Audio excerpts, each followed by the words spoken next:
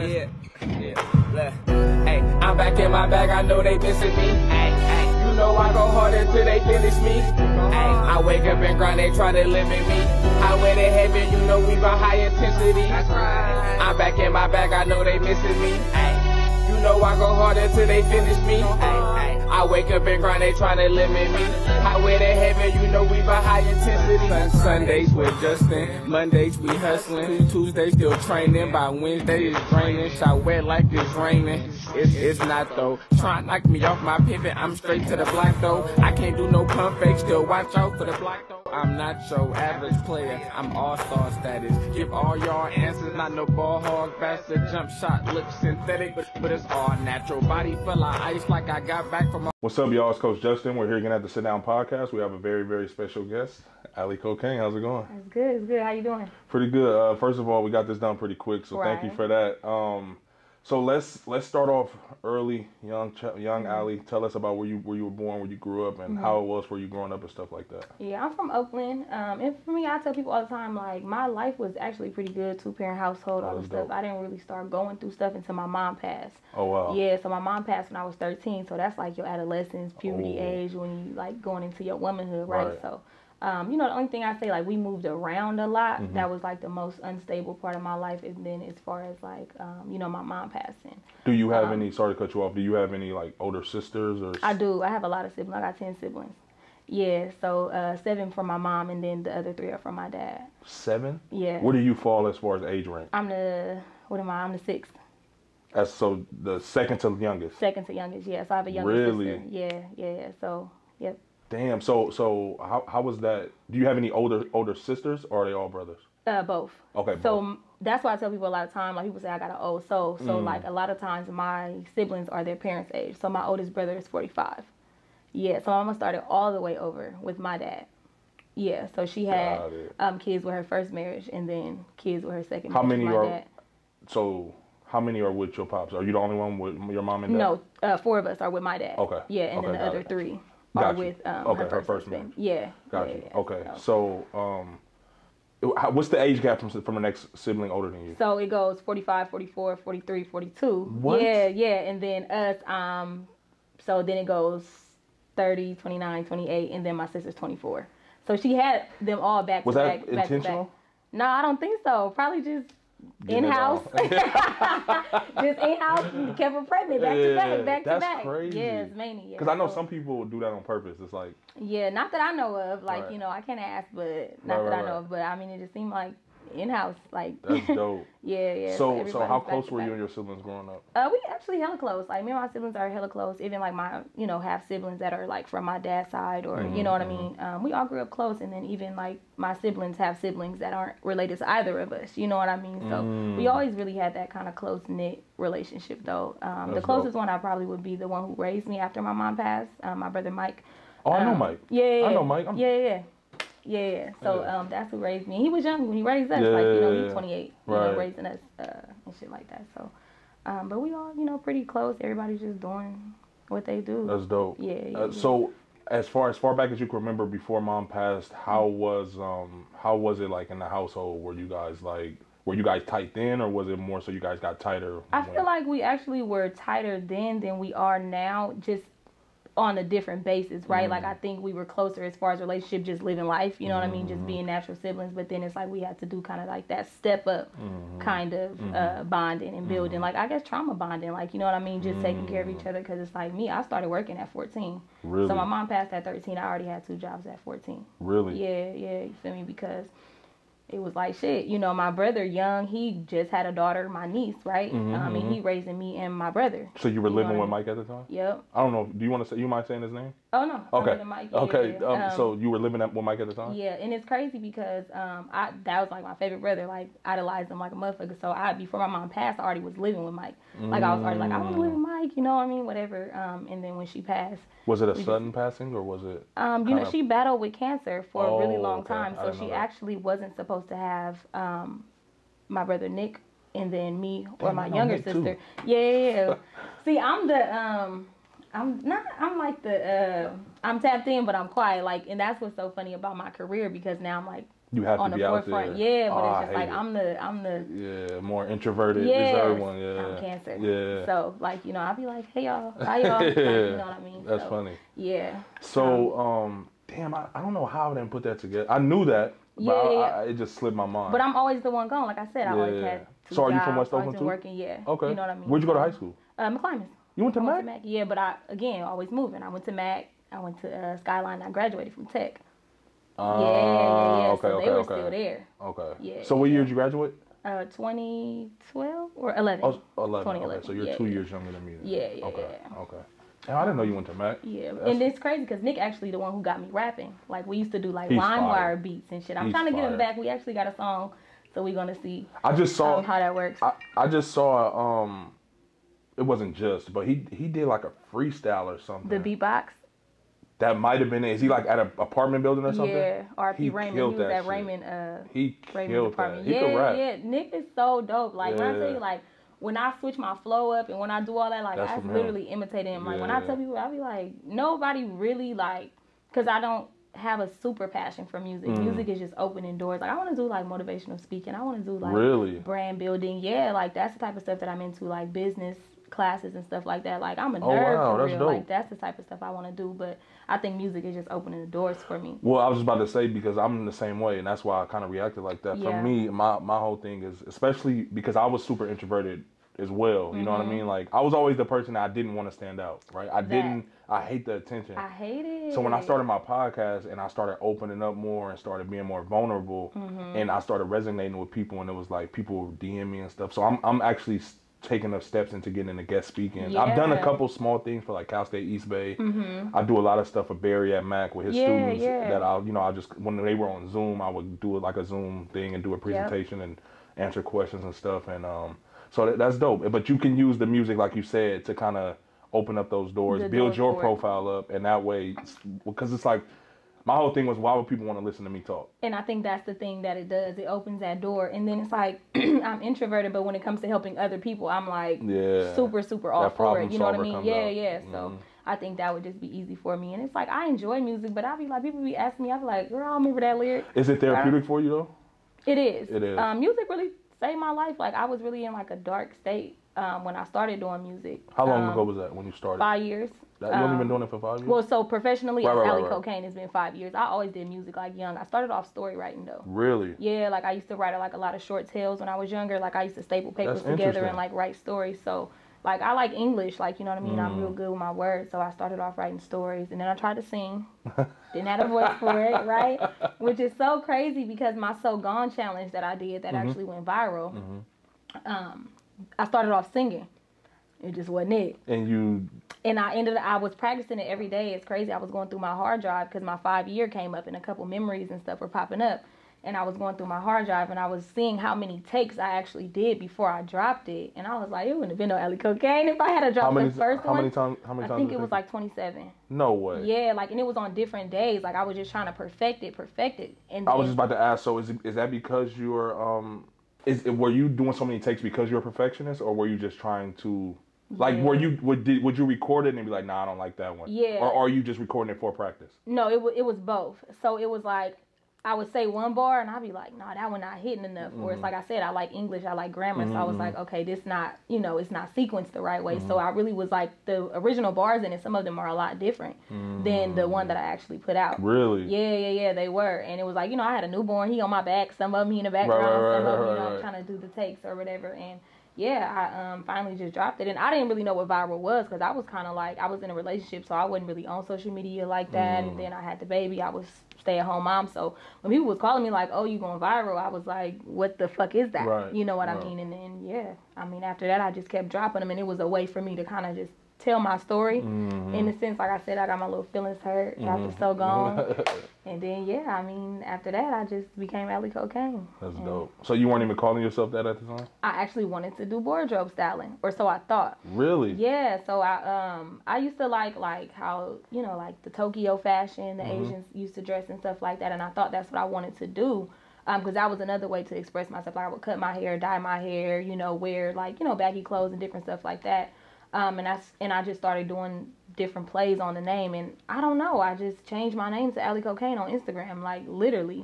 It wasn't no like this gonna be my rap name, no That's nothing. dope. It just literally happened like that. Sometimes when it happens organic like that, it's better. And everybody be like, what is the name, the meaning? I was like, honestly, I'm just playing on it now. Like, you know, I'm just creating a brand around the name at this point. But yeah, no, I just dropped it, and that was my name, and then that's what they was calling me, and I was like, oh well, shit, that's who I am. That's dope. How would you describe like your writing process? Do you just write constantly, or do you hear the music, write to it? Do you go to the studio, write in the studio? Like, how do you usually do it? So I usually get inspired when I write. So it's either like I might listen to a song and I'll be like, oh, I need to go turn on the beat, go write something. Or I'll go look through my old stuff, and I'll be like, okay, like when I listen to it, I'll be like, damn, I really could rap for real. Like, you know, but again, music has never really been my passion. It's just been something that people would tell me to continue to do. So I would either do it like that. I'll just pull up a beat, either write it in my notes, or I'm pen to pad, just depending, pen to pad. When I go to the studio, I usually just punch in. So it's like a form of freestyle. Right. Just because it's easier that way. It's fresh. It's organic. It's just like, okay, let me see what I could come up with off the top of my head. And then it's exercise. You know what I mean? It kind of gets you ready to just think on a whim. So if I'm in a writing session, if I do need to write, I can write it hella fast because I'm used to coming off the dome. And Mr. Fab actually got me doing that shit. Really? Yeah, and Pedro. Okay. Yeah, because like being in the studio with Fab, like I literally seen him get an email, an inquiry, knock that shit out in 7 minutes, like all of it, like from the email to the responding to a phone call, getting in the booth and sending the shit back. And I was like, nigga, that's dope. Yeah. And then my first project, well, technically my second project, but my first body of work that I put like on digital platforms, Pedro put together with me. Because I was like going through it. I was like, I'm not about to do this music shit no more. We put my project together in like 2 weeks. Really? Yeah, and I was just watching his process, and he would go in and then punch in, and I was like, how the fuck do you do that? So yeah, I just kind of, adapted to it, over time. What let's go back to your childhood real quick. How did the moving around a lot affect you at all, like switching high schools and stuff? Or I mean, Oakland is kind of small, close knit, so I guess you probably had friends from all over anyway. But how do you think that affected you? I feel like it was a good thing and a bad thing, because I feel like I'm able to like adapt to different places, but I feel like I never felt home. Like even my home now, like I move somewhere and I'll be there for a little bit of time, like 2 years, 3 years, but I never decorate. I never get too comfortable, and it's just like I'm the same. I think subconsciously I'm like, I'm not going to be here for a long time. I can't get comfortable here. Like, you know, like you said, you have those friends from different places and different things, but it's just like, dang, I want something that's mine. You know what I mean? So for my son, I'm just hoping like if I am somewhere, I'm stationed there, and it's not like, okay, we here this year, we getting comfortable, then the next year we moving here, the next year we're moving here. And I mean, I think anything that's unstable affects you in some capacity, whether you realize it or not. You know what I mean? Like I said, I think just subconsciously, like just not even decorating my apartment, I was like, I'm a girl, I want to come in, but like my shit be looking like the trash. Like, you know, it's like a storage unit damn near, you know what I mean? And I just be like, you know, I just want something just to kind of call your own. Like, you know what I mean? And be like, okay, this is where I'm going to be. So I can't, when I get my dream house, like. That's interesting you say that, because like I said, I feel like I'm the same way, because I jumped around colleges a lot. And I got so used to living out of duffel bags that I wouldn't even unpack my stuff. Even when me and my ex moved in together for the first time, she was like, you know, the decorations, and I'm like, bro, I don't care. Like, I have two little duffel bags, and I'm good. All I got. And like, then it's like, you almost be like prepared to up and leave.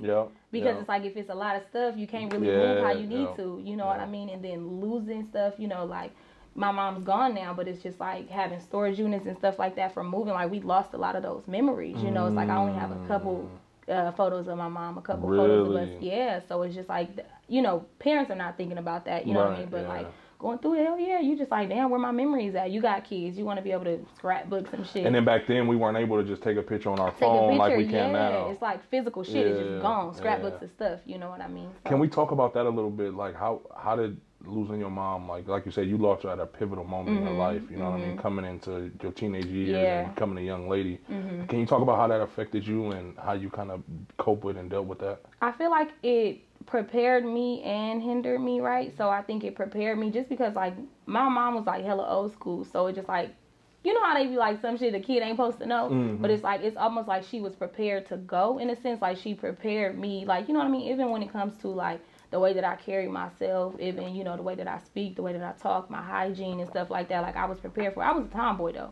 You know what I mean? But it was just like, okay, you not one of them boys. You got to come in the house. You got to wash your ass. You got, like, you know, you have to be a young lady, right? But then I think, again, I didn't really get to enjoy my childhood because it's like I'm thinking about bills. I'm thinking about myself. I'm thinking about keeping myself up, you know? So it's like, ain't no way I tuned out at 14. Like, that's crazy. You know what I mean? And it's just like I ended up just finessing because I lived in West Oakland. So I was able to use their summer job program and then go through YP to use their program. So I ended up coming out cool. And I think it helped me because, like, the hustle in me is there. It's just like I could always just go get a job, like resume long. To jump off the porch, you know what I mean? Exactly. But I think as far as the woman part of it, is just certain questions that I wouldn't know. I got brothers, silly ass brothers. You know what I mean? So it's just like who I'm supposed to have the sex talk with, who I'm supposed to, you know. But I think the good thing about it was, like I said, my mom kind of prepared me for certain things, like okay, condoms, birth control, and stuff like that. I didn't even think about fucking back then. I was a little nigga, you know. But I think just having her she kind of planted that seed, so when it did come around, you were able to. I was able to, you know what I mean? And then it's like, of course, my sisters was older, but it's still like I'm kind of like I'm living here with my brother. So I'm not thinking like, oh, let me call my sister and ask her. You know, I'm having to figure out about hygiene products or feminine products, you know what I mean, when your cycle is starting and stuff. So, I mean, it just was like, it's like a give or take, you know what I mean? You know what's crazy? To go back to Mike and Nick, I never thought they were real brothers. Really? Because how they look? Yeah. I don't know. It was just always because Nick and Dame was hella close, but then Mike and Dame was hella close also. But it was like they both had two different relationships. So with me, because Dame lived with my granny in West Oakland on 28th. So when I would come around and when I transferred into Mac, he was already kicking it with them all the time. You see what I'm saying? He would be at our house. Exactly. So so I would be like, I always thought they were just like tight. Exactly. You know what I mean? It's like a neighborhood brother. So I actually think to this moment I didn't think they were real brothers. Yeah, no, we got the same mom. That's dope. Yeah, that's we got hard. the same mom. Me and Nick have the same dad, but okay. So. And Nick is older than you or younger? A year older. Yeah. Okay. But that's to me, I'll be like, that's my baby brother. Yeah. Like, you know, because my mom passed and I ended up kind of being like the mom. Like, you know what I mean? It's just like, okay. How does that affect you as a mother? Do you think it's like it kind of prepared you to be like the mommy? Yeah, definitely. Like I'm just a super nurturing like mom. Like I just feel like I'd be like, y'all can say anything, but about that mommy, like I got that down pat. Like, right. Pat, you know, it just got me scared because I just always be like, damn, bro, like I don't want my son to lose me. You get what I'm saying? Like that's the only thing because it affects men and women so much differently, right? I think it kind of like, you know, usually the girls are the daddy's girls and then vice versa, you know what I mean? So it's like you think about the men with like mommy issues and just how they interpret that, you know, how would that affect him, like in a way to where it's like, okay, because women enable their sons to a degree, you know what I mean? So it's just like if you have that man, it's like, is he going to grow up kind of enabled and dependent on women? Is he going to be like, you know, he going to turn into a hustler how I did? Like, you know what I mean? I think that's scary. It is. He a Capricorn though, so I got a feeling he going to be straight. Like, I feel like I'm going to get my little return on my I got a feeling he going to be straight. But yeah, I think that's the only thing. But I just try to give him as much love and as much game as I can because, I mean, nowadays we got technology. They're exposed to quite a lot. You know what I mean? With the gaming, I just got to keep him like, hey, bro, we don't live here. Like, you can't tell them what city you live in. You can't tell them what your name is, especially being that, you know, I'm kind of in the limelight. So, you know, and it's scary. Like, being on the internet, I never forget, I had posted a project, and one of the blog sites had reposted it on Instagram. He, like, really reposted all my music. So he did it in good favor, right? So he reposted it. I was shooting a video with me and my son, just celebrating the day that I dropped it or whatever. And then I seen it on Twitter. And I was like, my heart sank. Mind you, you know how... The video of you and your son was on Twitter. But you know how someone has their Instagram connected to their Facebook and their Twitter? So it was just a repost. Yeah, and I had to DM him like, hey, my baby don't touch Twitter. Like, you know what I mean? And I think that was something that kind of scared me because I was just like, damn, people screenshot kids, people record kids, and my son is such a personality. And then again, I have a different... fan base on Instagram than I do on Twitter, and I was just like, I don't want my baby on here. You know what I mean? I'm glad that it's good that you're on top of that though. You know what I mean? Because I feel like when you know, myself, even when my podcast growing, it's like you have to know your boundaries and you have to stick to them. And you have to just enforce them. You know what I mean? And it was like, you know, I didn't flash like right. It's no disrespect. Because at the end of the day, you were doing it out of support for me, and 9 times out of 10, I know that they're probably connected. You reposted on Instagram, and it just went to all your feeds. But it was like I was scrolling, I see me and my baby, and I was like, no, this ain't, you know, we can't have that. That's but funny. And even now, you know, it's crazy because you don't know how somebody else view you. Like, I'm super cool, super humble. Like, I just be chilling. But it's just like, people be stopping my son. Yeah, that's like, crazy. My sister called me. She was like, you know somebody named Whoop Whoop? I was like, oh, yeah, that's one of my followers. Because I'm very, like, interactive with my followers. And she was like, yeah, they was talking to Lexi. And Lexi was like, TT, who is this? But it's kind of scary, right? Because it's just like, what about his boundaries? You know, to where it's like, we're living in an era to where everything is so, like, just like us, right? I just DM'd you the other day. We already in person. It's so instant, right? And I think we're so comfortable, but I don't think people understand. And I went through that with my son because when I first started my podcast and when I was at my other studio, first he was like, "Hey, Dad, can I make a YouTube video with you?" So we did one, we did a couple, and then when it got time to drop it, I was just like, Yeah, it's that battle between content and being a parent. You know, I'd never put it out, and I don't think I ever will. Because of that reason, you know what I mean? And it's a cruel world. The accessibility that people have nowadays is just so crazy, you know. And it's just like, you know, even going through, like, I didn't even know my son knew how to post on YouTube. So I'm like, okay, make him a YouTube, whatever the case. This is back in May. I went to Arizona to go see him, and he got content on the YouTube. And I'm like, this is how shit goes viral because I don't know what you're recording. Right. You know what I mean? We were just at the park, but, you know, even then, like, the safety risk, because some people know their landmarks. Some people know where they at. I've been posted in Vallejo, and people from Vallejo like, oh, you out here in my hood. And I'm like, oh, okay. Right. So now it's like, I ain't got no apps, but I'm posting when I leave because I don't know who you think that I am. Or what I got, or especially these days, because everybody hungry right now. Well, I'm telling you, like, it's scary, bro, because it's like, you're not really thinking about it, but, you know, even when it comes to marketing, because it's like, marketing is capped. It's propaganda at the end of the day. So it's just like, if I'm rebranding and it's just like, I need it to look like money so I attract money, if it already look like money, it's lit. You know what I'm saying? You're right. So it's kind of like, you know, just kind of establishing those boundaries and just taking those precautions, you know what I mean? To be like, because I'm one of them people, like, oh, yeah, pull up on me. Okay, I'm going to come pull up, because I'm always copying, like, you know, merch from people and stuff like that. But I'm like, okay, I need a P.O. box. Because I can't really afford to pull up on you. I don't know what you think it is, what type of time you think this, you know what I mean? Or what you did before I pulled up on you. So it could be something even to that extreme. Exactly. It's good that you're aware of that, though. Yeah, Mike. You feel me? And it's just like, and it'd be so crazy. Like, he moved like he got ops. Like, you know what I mean? Because he's a very neutral person. So he tied in with everybody. And he's been through a lot. And again, he's seen a lot. He's been in Oakland since he's seen them. He's seen every era. Every era. You know what I mean? So it's just like, and that's, like I said, like, having older siblings and just older people around me just kind of really keep me sharp. That's dope. You know, and again, like, that's why people lack, though, because they're adapting with the times, but still not keeping, you know, old school rules in place. Like, you gotta move like you feel me? Somebody after you. Better safe than sorry, for sure. I'm the same way, though. So definitely. I feel you. So let's go like into high school. Like, how was high school for you? Like, as far as were you still introverted in high school? Because I don't think we knew each other in high school. Like, I don't think we met until we became adults.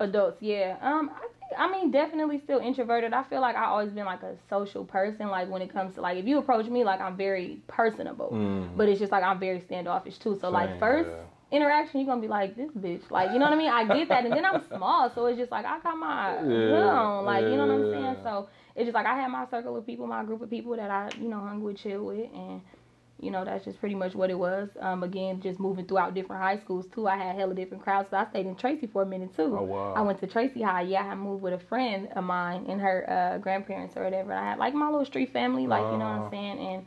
And so I moved to Tracy, then Skyline. Then I graduated from Tech. So it was just, like, a different... So every year you were at a different high school? Yep. Pretty much, yep. So, I mean, for me, I just feel like their experiences, though, like, it just taught me how to adapt, and I feel like that's how my life has been, you feel me, since I really could remember, because I think when I lost my mom, I wouldn't say I lost a lot of memory, but it's just, like, trying to forget that, in a sense, like, fucked up my memory fake way, you know what I mean? So it's, like, a lot of stuff I don't really remember till after that moment, because it was just, I was just talking to somebody about this on Twitter. I feel like that's interesting to me, because when we go through traumatic events like that, it's like our body does it automatically on its own, to where it's like there's parts of my childhood that I don't remember at all. It becomes But then suppressive. there's times before that I remember that. And I think it's like a trigger, right? It's like if somebody gets triggered based on anxiety, some people post-traumatic stress. Like, you know what I mean? It's kind of like you suppress it. And me being a Cancer, like, you don't really hear me do struggle music because it fucked me up. Like, you know what I mean? Like, it really be affecting me. Like, certain stuff I've written and never drop because really? It be like I'm shaky when I'm saying it. Yeah, so it's like a lot of my music is like fun music, or you know, I do conscious stuff, like, you know what I mean, stuff like that still touch me or whatever. But it's just like you don't really hear me talk about like my mom, my childhood and stuff like that, simply because it's just like that's triggering. Do you think you ever will be able to? Yeah, I feel like I will. I'm gonna have to. And I think the way that I do it would be more like storytelling. It'll be more like a story to follow. You know what I mean? So you kind of, because what I realize is that people want to get to know you. Yep. I'm not that person. Yeah. Like, you don't know. Again, like, you're just like, oh, shit, that's your brother. Shit like that. To where it's just like, I'm the hidden sister. I'm you know, like, oh, yeah, like, I'm tapped in, but I'm low. You know what I mean? So I think with that, I also am open with a lot of other things so people trust me. So it's like, at one point, I actually had people sending in emails with their story and their testimonies and stuff like that, and I made raps for them. Really? Yeah. Oh, wow. So, like, you recorded the rap, or you just wrote them a rap? No, I rapped them and I wrote them. Oh, so wow. I had never recorded them because it's supposed to be a big project. Oh, okay, yeah, okay. So I think going forward, I'll start it with my story and then continue that on and kind of make it like a short film or like a short story kind of documentary type shit. That's a dope ass concept. It just gotta be on my time, right? Yeah, because timing is everything. Talking about boundaries and stuff, like, people want to know, like, how was this? Because it's interesting, right? When you reading something or watching something, you like, ooh, okay, what happened next? What happened next? You know what I mean? So I think, you know, if the timing is right, I can get into that. And I like to act too, like, you know what I mean? I like to act. So maybe a little starring film, like, you know, I got a couple of projects coming where I'm acting and stuff. So I just kind of want to see myself more on camera in other avenues. Because I mean, like I said, I like rapping. I don't want to say like I don't care about it. I just think it's like, people don't understand, like, music is the image. Music is the facade. You don't really get paid off of music. Like, I'm getting paid off my likeness. I'm getting paid off my personality. Like, yeah, they're going to listen to the music, but when it comes to the streaming, that's on tenths on a dollar. Right, you know what I mean? So streaming matters, don't get me wrong, but that's your resume. Those are your stats. Like, those aren't really, dang, how you getting paid? Right. You know what I mean? That's like athletes. You know what I mean? I go College through the same athletes. shit with the podcasting. Yeah, right. So it's like YouTube and stuff, like, yeah, eventually that starts paying, but it's like you got to reach a certain hour amount, certain subscriber amount, and the attention span of people is just like trying to get people to subscribe to a YouTube, watch an Instagram reel, watch a freestyle, watch a video. Like, it's so much. So for me, I'm just like, I need something solidified. And I think working kind of did that for me. That's stable money. That's money you know coming in. Like, with the music shit, it just be like, boy, this should be up, this should be down, this should be up. Yeah, so now it's just like, they be like, fuck, what is, you a rapper, you an Instagram model, you OnlyFans, like, what you doing? Everything. Right, whatever I you feel know like what it. I mean? An influencer. Yeah. Because it's like, you got to tap into those different streams of income because, again, you getting paid off of your personality for real. Like, it's not the music, so. Facts. When it comes to, do you have like a team around you that helps you with these type of, like the concept you have with like people sending in their stories and stuff? I've never heard of somebody doing something like that. That's dope. And you know, do you come up with it on your own? That's dope. It'd be all me. And, you know, I work with a certain group of people, you know what I mean? Like, there's some people that be helping me, like, do emails and stuff like that. But, I mean, what you see is me, you know what I mean? Because it's like, when you're an independent artist, that's really all you got is yourself. So it's like, you have to write the records, do the rollouts, create the merch around it. You know what I mean? You got to plan, you know, everything. The rollouts, you got to plan. You know, you got to be interactive with the fans, which is usually, that's part of digital marketing. That's part of the marketing team. You know what I mean? Email correspondence, that's an assistant's job. You know, getting booked, that's a booking agent or a manager and stuff like that. And gratefully, like, you know what I mean? I came in getting booked. You know what I mean? And it was just like, it's crazy. Like, I didn't even have no records recorded when people was hitting me to perform. For real? You know, like, you know, they used to have a little, the charger piece, the little adapter piece. I used to plug my phone up to my Instagram challenge and perform them motherfuckers. Like, yeah. Are you serious? I swear, that shit was crazy. And then I finally got, I got the little CD made, and I finally got like a USB with all my music on it.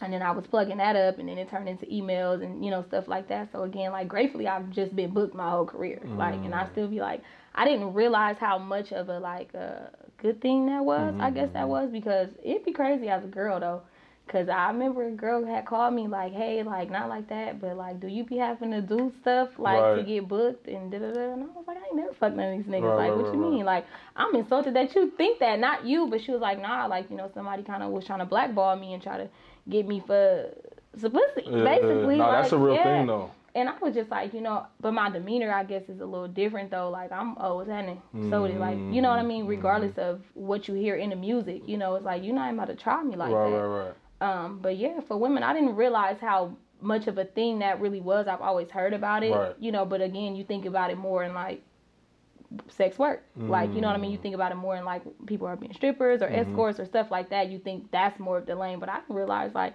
producers and other artists or promoters and stuff like that. Really, like they nasty, anything, bro. Yeah, anything. Yeah, they nasty. And then I'm just like, I'm mad that y'all are mad at women for selling pussy. That's the main thing y'all be asking for. Even corporate America is like that, to be honest with you. And again, yeah, for sure. Yeah. You hear about sexual harassment claims and, you know, people losing their job after because they didn't got extorted to keep their job, or, you know, or you wonder why women fuck their way to the top because they think that's the only way to get there. And then you hear these stories about like the Harvey Weinsteins and like all these, you know, how Hollywood is. We hear the Hollywood, you know, and I'm sure with your rapping picking up, you probably heard some crazy stories. Yeah, it's almost like a hazing. Yeah. It's almost like they haze you, which is scary to me because, and I think for me, when I look at the Bay, I think of why we are where we are, and I feel like we so like loyal to our soil and are like we like one of the places that just kind of stand on principles. You know what I mean? And just like that Hollywood shit, like you gonna be like, I'm a real nigga, like fuck you talking about, like this Hollywood ass shit, because it's called Hollywood because it's a facade. You know what I mean? It's land of the dreams, it's land of it, but it's a lot of false shit going on there because you think about it, like I could go get some bags from every store. I can go to Fendi, go to Gucci. I can go get a bag and walk down the street and do an Instagram video. You think I just tore it the fuck down. Right. I can't do that in Emeryville. What the fuck over there? Like, you feel what I'm saying? So it's like I can go rent a private jet out there or a pier space out there with my bags, my motherfucking champagne. You know what I mean? I could make it look real good. You can make it look like that. So when you go out there, for me, I like the marketing that they have. I like the resources that they have, but it's like you have to really be careful because it's a lot of people out there acting like they can do something because they're looking for something to do for real. And I lived out there for, I want to say, 5-6 years. And I always tell people, like, I'm used to being away. You know, I went to college away, so I don't mind. I love living in LA. I just didn't like the people. Everybody has a fake title. Everybody has this fake image they're trying to uphold. It's the Hollywood thing. And then me knowing like so many hoopers and like me being a hooper and me being kind of popular, it was like every time somebody came into LA, I was at the club with them. Yeah. So then I found myself being in the in crowd of LA. And I'm like, and I'm like, I would go to one party, then because everybody go to the same party. Right. I would go to the next party. I'm shaking niggas' hand because I didn't seen them the last few weekends in a row. You know what I mean? So now, but that's the thing because they kind of like caught you in a little bit. It's kind of like, oh yeah, that's my bro, that's my folks, because it's a name dropping game. But that's how it is, though. But they know your name. Exactly. They in the club. They not partying. Right. Oh, yeah, what's your social? Right, exactly. Like, the bitch are like, oh, what's the party going on? Like, because this is their thing. Yeah. This is what they do. And that's why I said I like their marketing, because it's just like, it's what it look like. You know what I mean? And it's just like, business-wise, that shit is actually fucking smart as hell, right? So you said people have these different titles. So it's like, I could say I do something and I'm putting together these parties when really I'm just inviting my friends there. But I tell the promoter, like, hey, I can get 30 people in here. We can split this. You know, I'm talking a good-ass game. Now I look like a promoter. I got a promoter title. So now I just got to call Justin. He's going to come with 5 people. His 5 people going to come with 5 people. So now I done just made money off these 30 people, and now I'm a promoter. When really I ain't set it up. You know what I mean? You using your network. Yeah, that's a fact. It's crazy. And I think that's why, like, the Bay is kind of just not on no sellout shit. Because the talent is there, but I don't think the branding and the marketing is there for us. That's interesting. And I feel like we have this, that, like you said, we stand on our toes to a point to where it comes off as a chip on our shoulder. And that's the thing. And I think it's just like, we proud to be who we is, and we just sticking to it, which is the good thing, because it's just like niggas not bending and niggas is not. However, it makes us hit that ceiling. You hit that ceiling quickly because it's just like you got to get with the program. You got to adapt. I call it playing the game. You got to play the game a little bit sometimes to get further. Yeah. You have to, because it's just like, okay, maybe you're not gonna do that, but you'll do that. Exactly. You know what I mean? And you just got to keep. And the good thing in this, I'm glad to hear that you're aware of that, because I always look at it like this: as long as you know what's going on, you can manipulate any situation. So you can play You can play the game, and like you say, like me watching you on social media, it's like I can tell what you're doing. You see what I'm saying? And I'm like, you're peeping game. Exactly. I'm like, okay, this is not that. Yeah. But it's gonna be that. Exactly. Today. And but it's genius. And me, you know, I got my own marketing company. So that's what I do outside of this. I use that to fund my podcast and stuff, right? Yeah. So I went to school for it and everything. So when I can see through anything. So when I'm watching your tweets or you get retweeted on my timeline or something, I just be cracking up, because I know people. To be honest, I was like, one day you tweeted something, I don't remember what it was, and I was like, I almost hit you, because I wanted to, like, what do your DMs look like?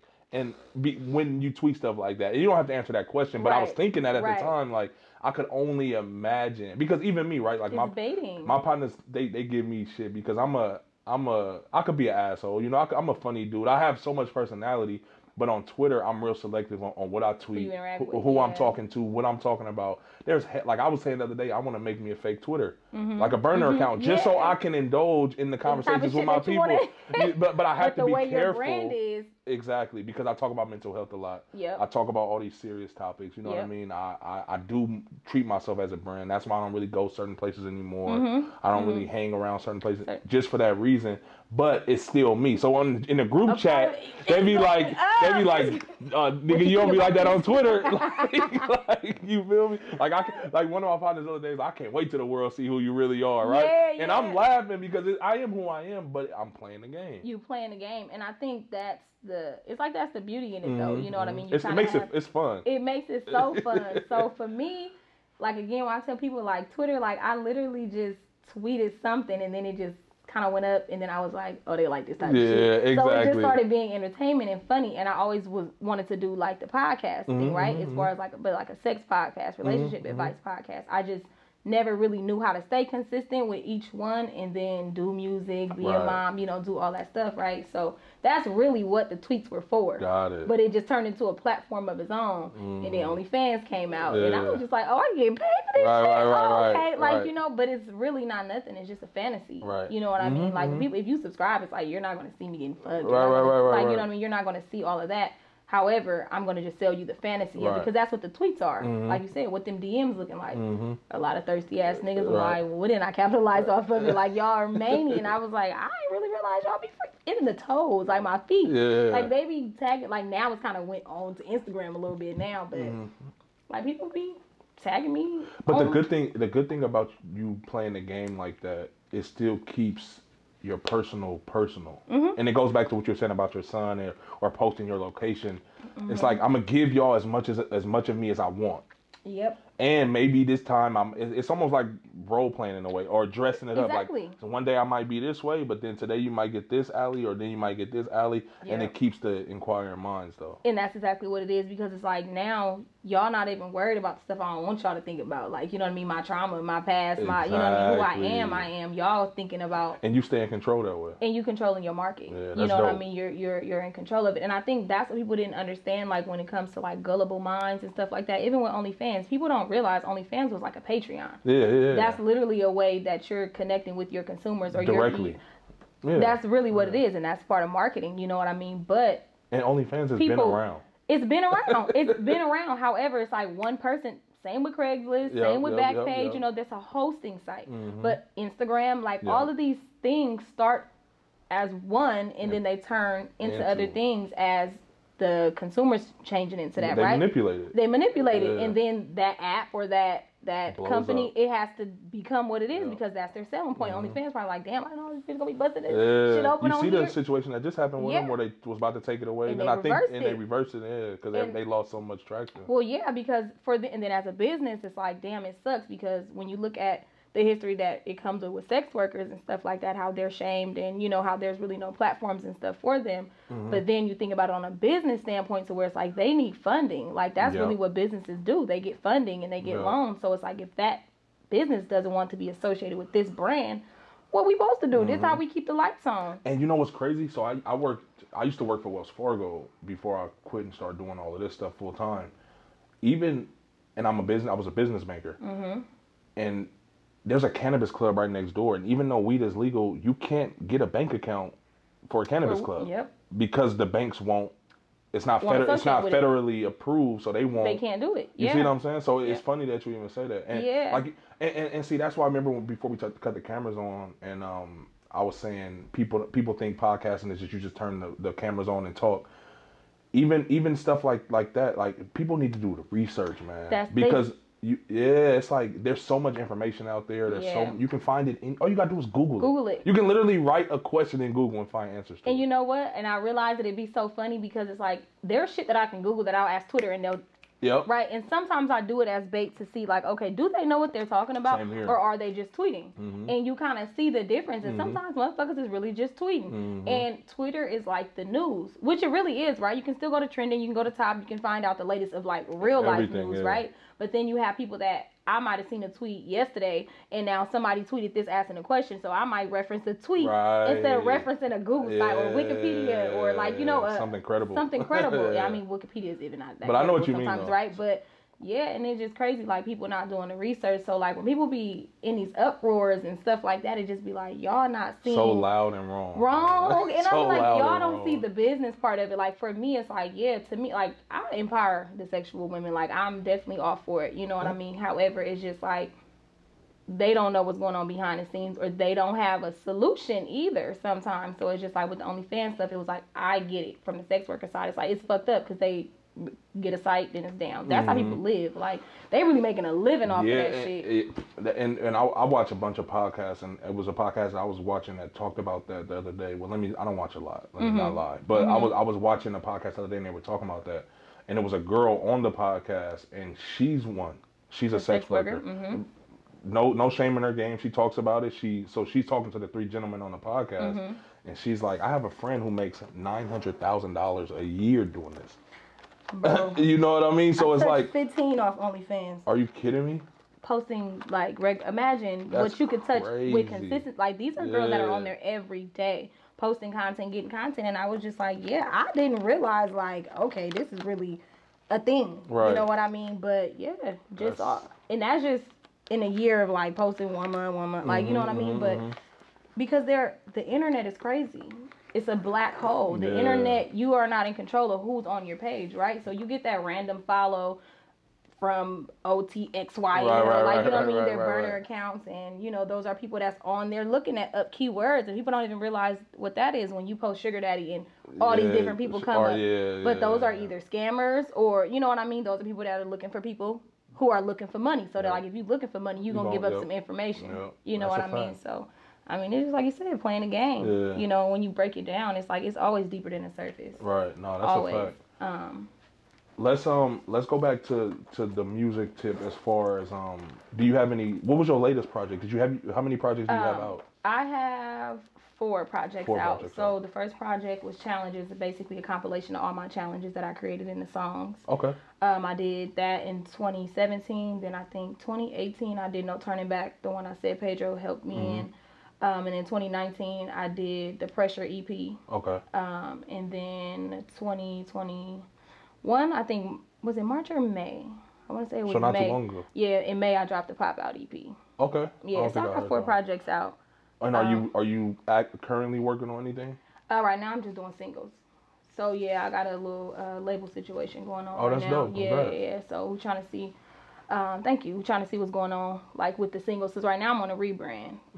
So I did a lot, like you know, all that was kind of like study work, research work. You know what I mean? I've always studied the business of music, and I think that's people didn't really understand why I wasn't dropping a lot of music. It was because it was like when I drop it, I did research on how to drop it, or I did research on what I should be doing. So now researching marketing and things like that, it's like okay, gotta look like this. And the organic shit got me there. Don't get me wrong. Like I used to hop on Instagram, a t-shirt on my head, all the shit. That's the personable me, right? But then when it comes to how you want to be viewed as a brand and as a business, you know what I mean? It's like, okay, what's going to bring in the people that want to pay all the time? You know what I mean? So yeah, like Hood Alley, like y'all gonna come up, y'all gonna pull up, y'all gonna pop on me, but I'm gonna need security walk up in here. You know what I mean? Whereas it's like, okay, but I want to get to a place where dudes maybe still have security, but I'm not worried about it getting shot up. I'm worried about people running up to me, type shit to protect me in that sense. You know what I mean? So that's with dope the because rebrand, I'm sorry to cut you off, but I'm car shopping right now, and I'm having that in mind. It's like me being in my marketing and like with my studio and everything. It's like I have to pull up a certain way. You do. Just because of, again, the game. You do. You know? Just like, what was it? MC Hammer. He used to pull up with stupid entourage. He coming in numbers. Yep. You're wondering who the fuck this nigga is. Don't get me wrong. Before he he was already even get who close he to is. you. But you like, it's a mob of 17 niggas. It must be something major. Oh, we finna go up in here. These niggas in all black. Oh, these niggas is blinged out. Like, you know, so again, like when I think about stuff like that, I be like, okay, so I built that platform, you know, but now it's like a rebrand of Alley Cocaine to where it's like now, if I want to get into those different bags, it's like you got to look a certain way. You really just have to be appealing. And, you know, I think that's the difference because it's like where you start getting called Hollywood and stuff like that, right? So I had somebody approach me in the club.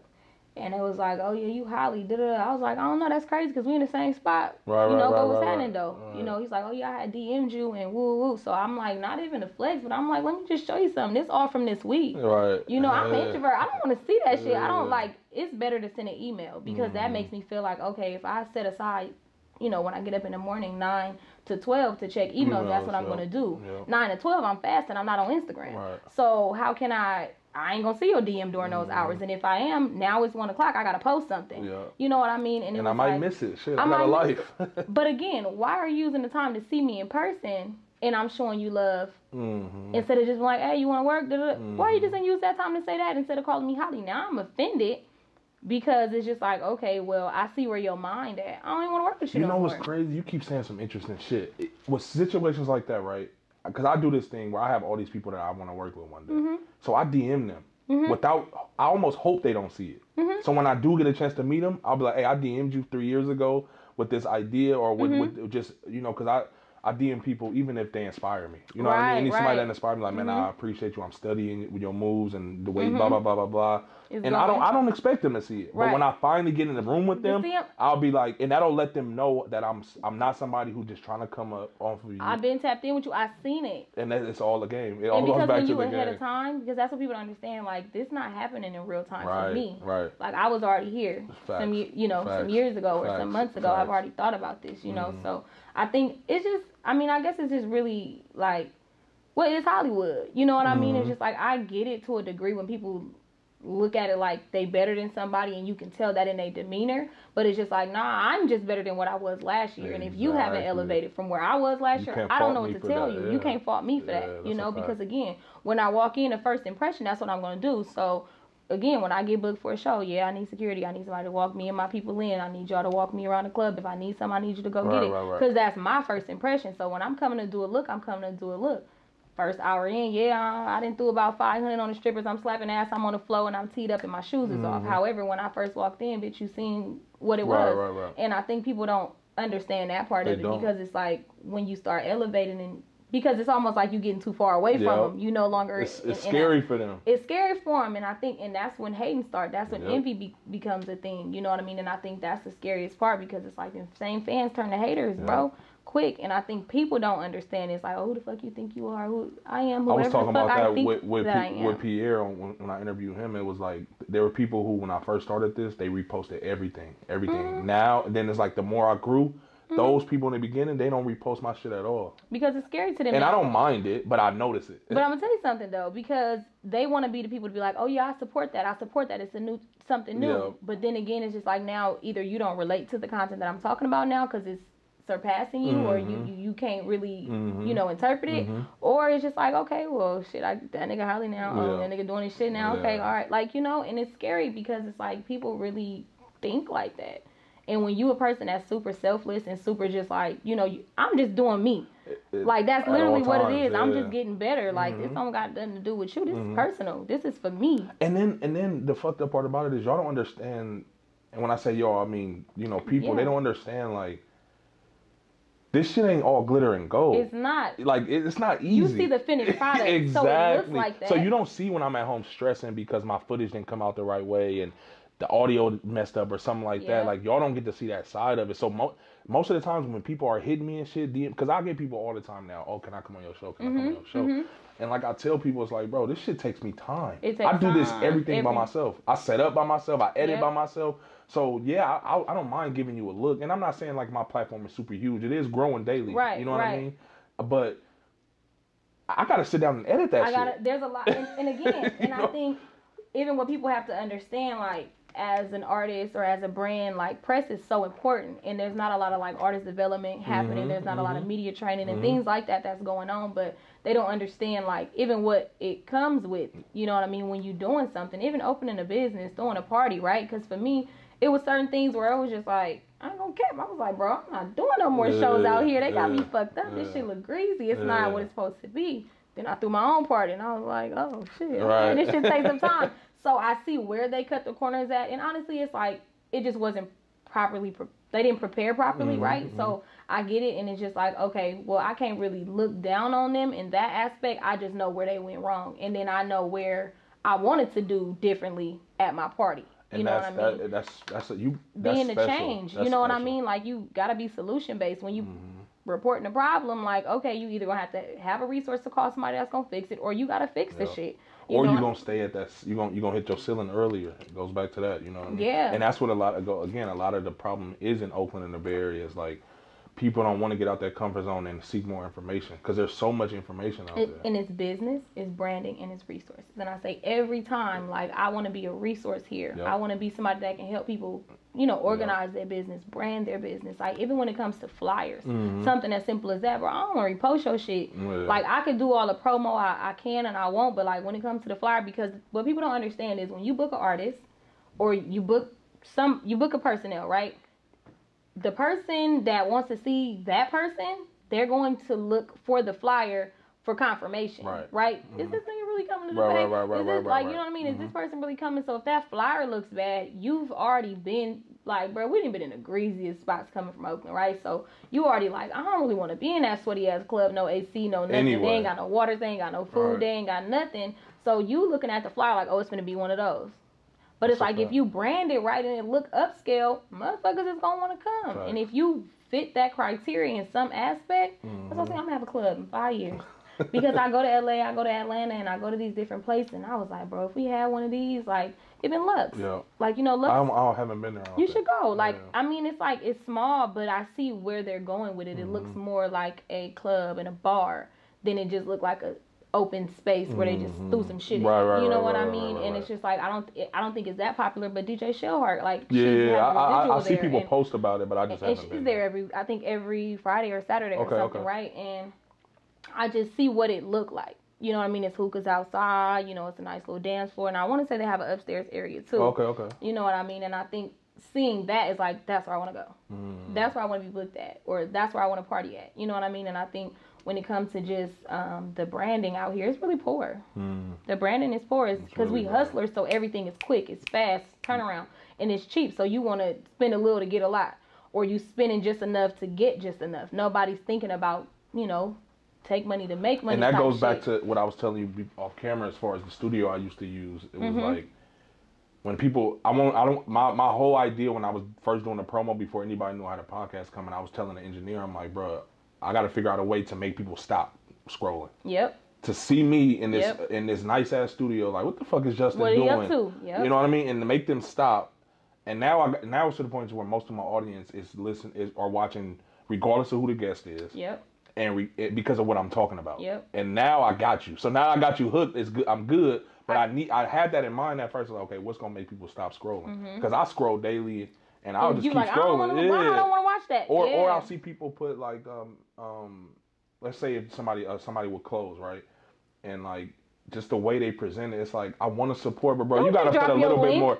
You gotta put a little bit more effort in, bro. And that's the thing. I'm like one of the biggest supporters, but it's like if I see you didn't put no effort into it, I feel like you're not gonna put no effort into your quality of your clothing either. You know what I mean? And there's some people who just don't have the idea and they got good stuff, but don't know how to market, but that's the part of marketing though. Like you have to be able to bring your people. Yeah. You know what I mean? Because it's like if it's a viral tweet, you just posting your stuff, plugging your stuff in. Either you need to have some catchy that's gonna be like, okay, you stood out from the other people that are under here. Or if I'm asking for black business and brands and stuff like that, yeah, drop your link. But if you're just in my DM like, hey, yeah, come support. Yeah. Get the fuck out my DM, don't work bro. Like that, there's no like, it wasn't interesting. Right. You know, it was no selling point there. And I think, like I said, like for us, it's just we hit that ceiling fast though. Only because we be big headed than a motherfucker. Don't get me like we have reason to, but we don't really be having the shit to show for it. Yeah. Outside of other people doing it. Like, you know, I usually be speaking from like an artist perspective because it's like people elsewhere take our sound because they have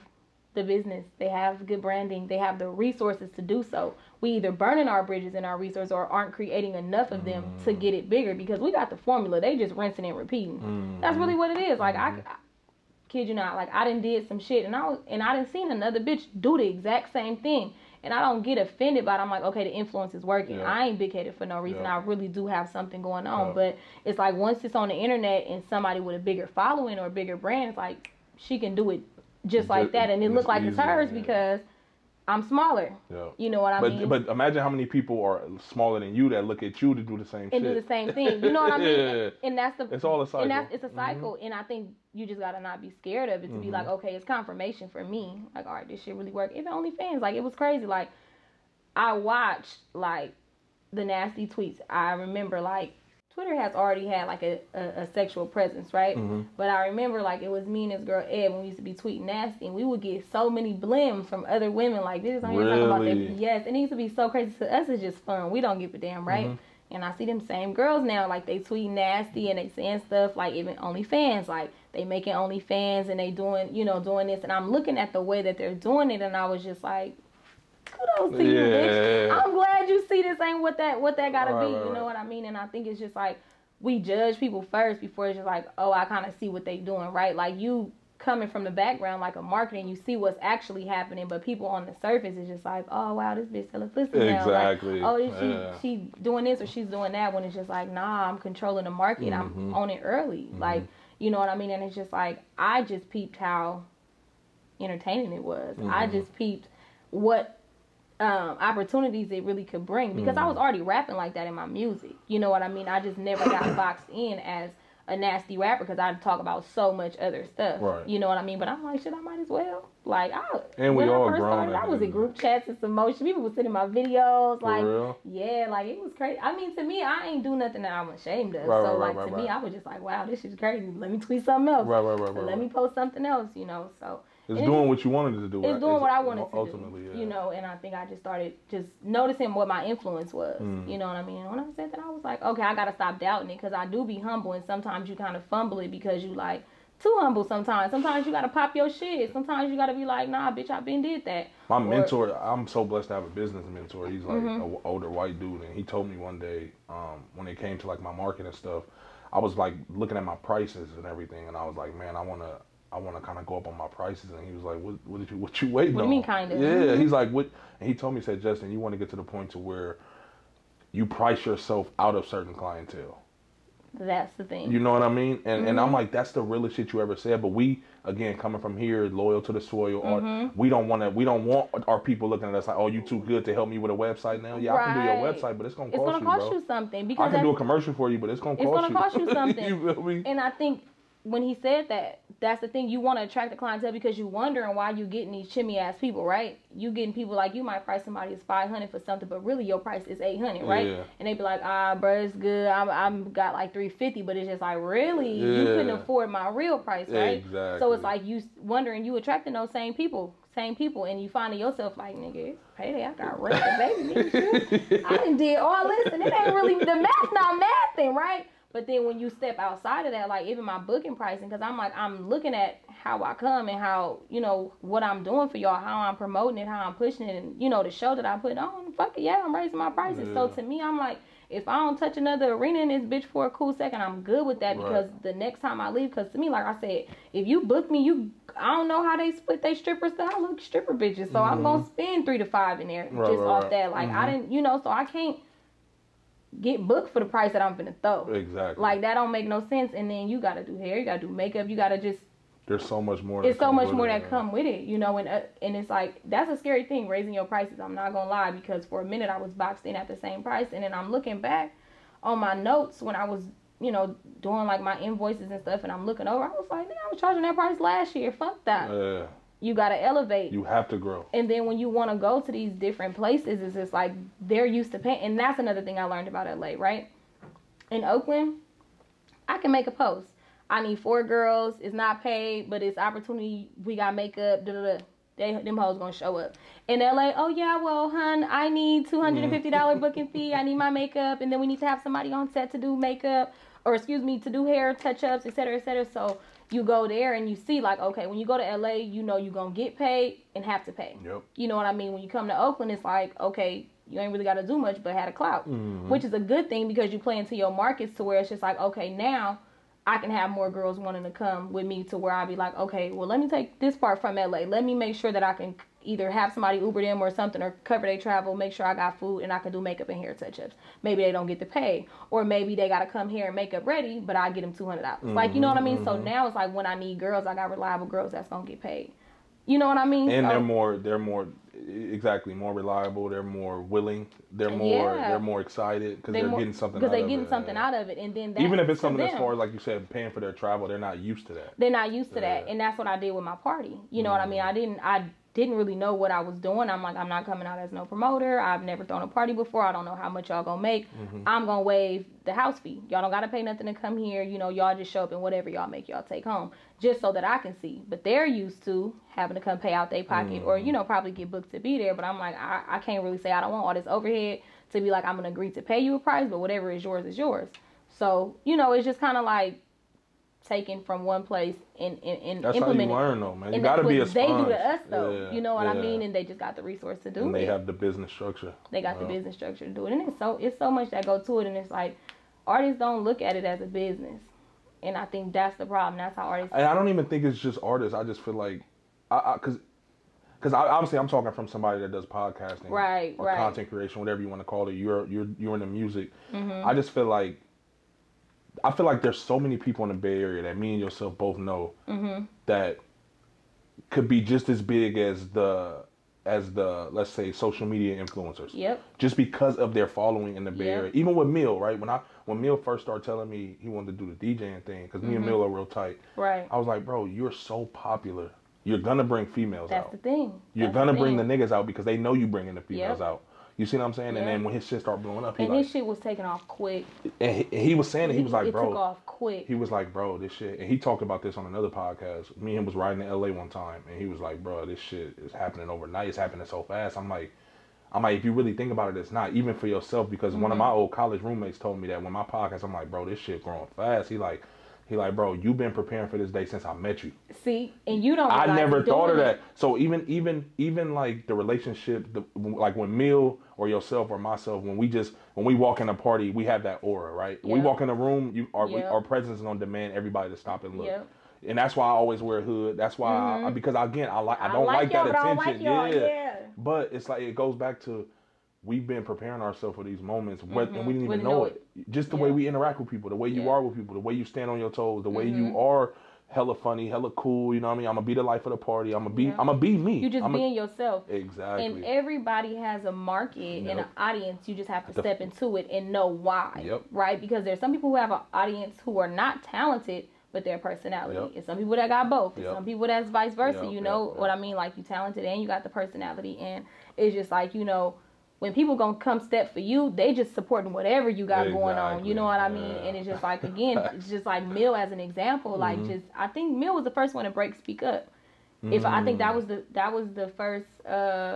If I'm not mistaken, that was the first DJ that played it. Well, who's on that song with you? Just me. Okay, that's just you. me. Okay. Yeah, I think it was Mill and then Shell. Okay. So I had ended up playing it at one of the parties, but it's just like, you know, because I done been in a lot of rooms. You know what I mean? A lot of different parties, and just to see like, you just stepping into like it.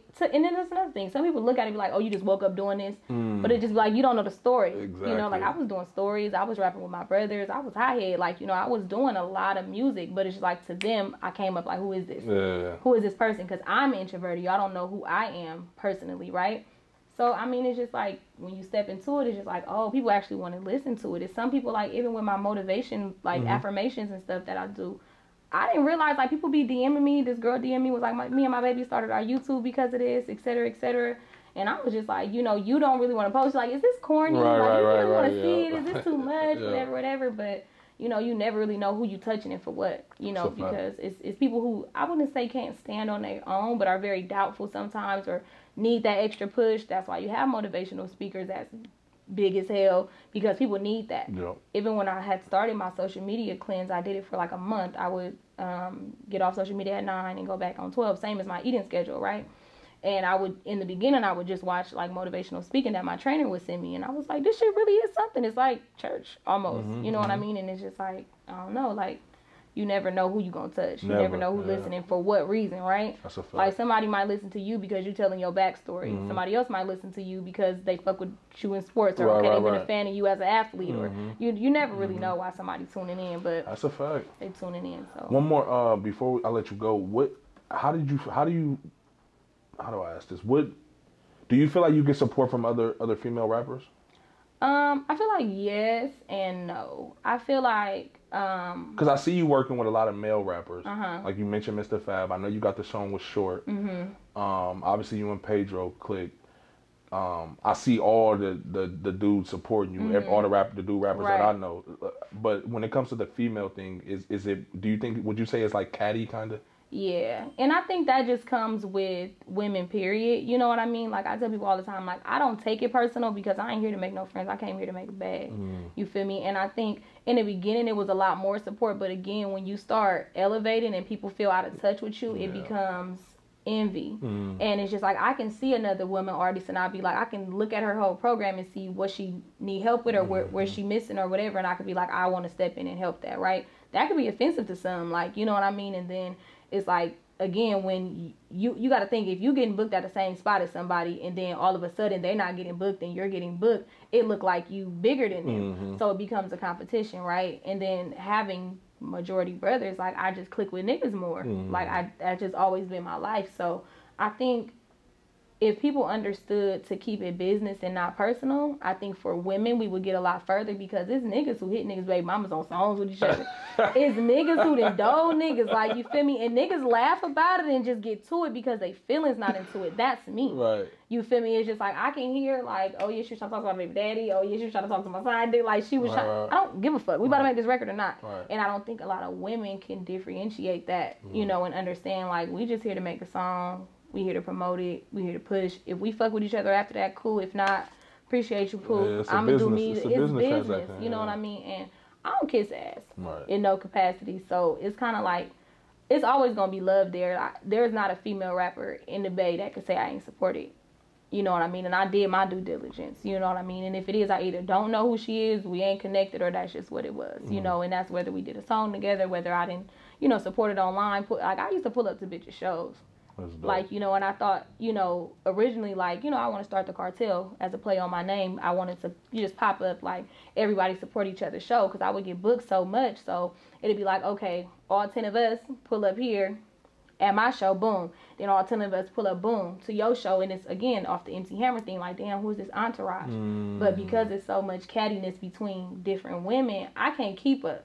I don't do whole chatter. So I can't even keep up with who don't like each other, and it's just out of sight, out of mind. I just don't do messy. So, you know, now I just pull up with a group of bad bitches and just, you know, we just do what we do. Like, you know, I invite my fans, like, to my party buses and stuff. Like, I just do personal shit like that with people who actually, you know, are fans of mine. Because I think it's hard. A lot of artists don't know how to be fans of each other. And I think male followers, again, they get the dick riding token, but you see them niggas is winning, though. Like, okay, let the niggas suck a little dick then, because them niggas is winning. Like, you know what I mean? But for women, I think we just got a long way to go. And then, shit, you really got the niggas who nasty, who kind of, they're not doing music because every nigga wants something from them. Like, you know, so, I don't know. I feel like it's kind of in between. I think I definitely noticed, like, a different shift, like, as I'm rebranding and as I'm growing.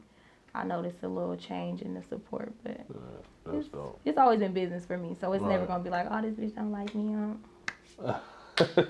Wish you well, my baby. Like, you know, it's love. What be one more question I have? What was the first song you ever recorded? The first song I ever recorded. Do you remember? Yes. I was in middle school and we had got into it with these girls. Oh, it was a diss song? Yup. Oh my god. And I had it on a little, I think it was a little Kia Sarah. It was like a sidekick, but it was like the little Metro The one that version. slid up, yes, the blue one? Yes. Yeah. Yes, and I had a little beat on there and I was rapping it around the school and I don't really remember it, but I know she had went to go tell like, what the little people called? You know, the little yard monitor or whatever, one of them or whatever. And I just never forget. I was like, back to Tiana, she a green light bopper. Like so much dick, a red light couldn't stop her. And which is crazy. I never wrote this song after that, right? That's a pretty hard bar, though. I never forget that bar. And I always have at least one of them. Yeah, it was a diss song. That's and I had recorded funny. it on the little phone or whatever. And I was like playing it around the school and stuff. That's hilarious. And then everything after that kind of was just like me and my brothers, like, which is crazy because I never really realized like how hard it is kind of to get a studio set up, a producer. But like my brothers always had like artistic friends who would like have like studios set up or stuff like that. And we used to have our shit burnt on like CDs and shit like that. Have you and Nick ever did a project together? No, because he's a motherfucking cat. He don't really be taking it that serious. Every time I run into him, he always on the go. We always exchange numbers, and he always send me a brother. This is my new song I just did, and it's always fire. Like he can rap, bro. That he can really hard. rap. Like I told him this. I said you should do like parody rap, bro.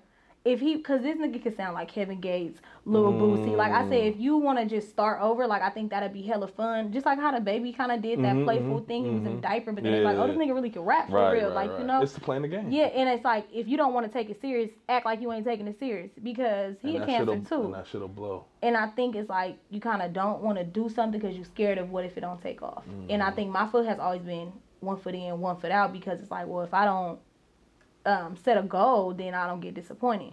But once I started setting goals, it's like, okay, you get further. You know what I mean? You just keep adjusting your goals. You keep adjusting it. You know what I mean? My mentor got me doing that. Yeah, and it really works though. And you look back on those notebooks and those planners, and you be like, nigga, I knocked all that shit off. And now it's like, fuck, I got more shit I need to work on. You see my apartment? I got whiteboards, calendars, I got a bunch of notebooks all over the place. To where I'm like, when sometimes going back to reference shit, I gotta check different notebooks. And it's like, it's kind of like, it's manifesting too, and you don't really realize it, but it's just like words become things. And it's like you wrote it down, and even if you set an intention in some capacity to be like, okay, I gotta get that done. Even if you do that shit 2 years later and you look at it like, damn, I did that, or oh shit. Yeah. I can do this now. And then you like, let's say if you do like a 3-year plan or goal or whatever, it's like you realize you start reaching that shit in a year and a half, 2 years. It's like you giving yourself 3, but you're getting it sooner. Because it seems so far-fetched, but it's like as you continue to knock shit off, you really just be like, you start living and eating and breathing your business. I mean, even for me, like I told you earlier, I bought 1 camera, then I bought 2 cameras, now I got 3 cameras, I'm working on another, you know what I mean? So it's like, it's all about, as long as I'm taking a step in the right and forward, I'm good. You good. You see what I'm saying? That's it, yeah, definitely. So when I know you got you working on some singles. Do you know when the first one is coming? Or you guys still trying to like? We still like solidifying like some paperwork and shit like that. So I would say, what is it, August? I think probably mid-September. Okay. Oh, so not too long. Yeah, not too long. Everything is pretty much done. Like I said, it's really just paperwork. Got it. It's paperwork shit. Got it. And then shit, hopefully, you know. Was there anything else you want to touch on or promote or anything before we get out of here? Just me in the podcast. Do you have like a website and stuff? I do. I have all of that. Yeah. Okay. So I'll look up on your social media and I'll put it. You don't have to say it. Okay. But I'll put it in the video and stuff. For sure. And then that way people can go to you. I don't think I follow you on the gram, but I'll look it up before I leave, and then we'll go from there. So, well, thank you for having me. Thank you for coming. That's a wrap. For sure.